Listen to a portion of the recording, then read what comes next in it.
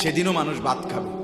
এই গ্রামবাসী ধোকা ধোকা, মহল্লাবাসী ধোকা, এগুলো সব ধোকা, সব ধোকা।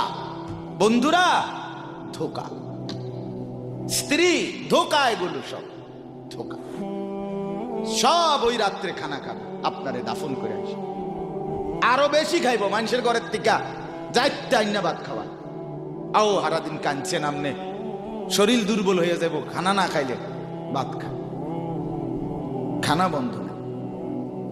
লাশের সামনে, লাশের সামনে মুসলমান আজকে জানাজা, লাশ সামনে, এখানে দাঁড়াইয়া জিগায় খানাটা কোন দিন কইয়া লাইলে ভালো আছিল। কি আহা আহা, মানুষ কার জন্য শিক্ষালেন? এই মানুষগুলো তারা আজকে জিগায় খানাটা কোন দিন করবে।